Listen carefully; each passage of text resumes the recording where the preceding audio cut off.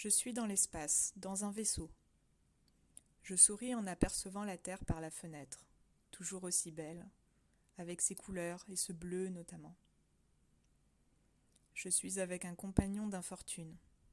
Il ne semble pas d'allure humaine, il est de petite taille, poilu, et c'est mon ami. Tous les deux sommes à bord d'un vaisseau dont le propriétaire est aux commandes. Il ne se soucie guère de nous, mais ne présente aucune bienveillance non plus. Sommes-nous ses esclaves? De la marchandise peut-être, ou quelque fonction utilitaire pour lui? Nous ne sommes pas là de notre plein gré, et mon ami envisage de sauter du vaisseau, pour nager en plein espace. Je doute de l'intérêt de cette manœuvre, mais à aucun moment il m'est à penser que nous mourrions sur le champ si nous le faisions. Nous avançons vers le soleil. Le propriétaire du vaisseau a ses propres desseins et va bientôt entrer à l'intérieur du soleil. Le vaisseau s'enfonce dans un tunnel sombre. J'attends que nous le traversions pour retrouver la lumière au bout, mais devant le vaisseau, des parois en pierre s'éboulent et nous bloquent le passage. C'est comme si nous étions à présent dans une grotte, coincés et sans aucune source de lumière. Je sens mon cœur se serrer et la panique arriver à l'idée que nous ne verrions plus de lumière pour une durée indéterminée. Peut-être plus jamais. C'est une pensée qui me glace. C'est comme si je suffoquais et ressentais un profond désespoir. Tout à coup, je pense aux humains, qui vivent une nuit, puis une journée, puis une nuit, puis une journée sur Terre. Je me rends compte à quel point ils sont inconscients de ce qu'est la lumière.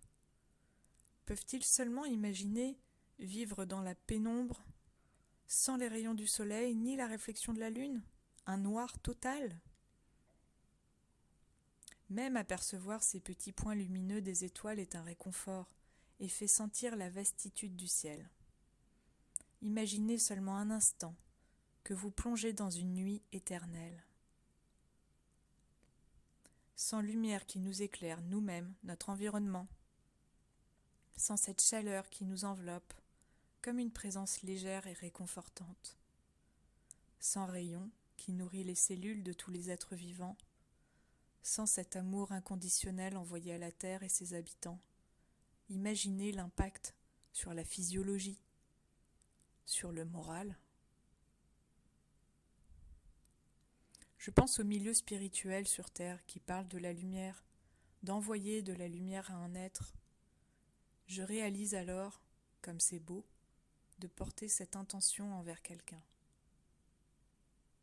Être lumineux parle de ce soleil au cœur et qui émane, génère sa propre lumière qui peut jaillir sur ce qui l'entoure. Au cœur du soleil, le soleil au cœur. En me réveillant, la sensation de prise de conscience est forte, les impressions tout autant. Je sais avoir perçu une bribe de ce qu'était la lumière. Je me sens chamboulée. Je la regarde autrement, avec une profonde gratitude. Et les larmes me viennent aux yeux pour cet amour qui nous est donné sans même que nous y réfléchissions, pensant que c'est juste normal. Les mots sortent maladroitement, car ce n'est pas une expérience verbale, mais corporelle et psychique. Je sais aussi qu'il manque une partie du rêve à ce récit, mais le message principal est là. Merci, l'obscurité. Merci.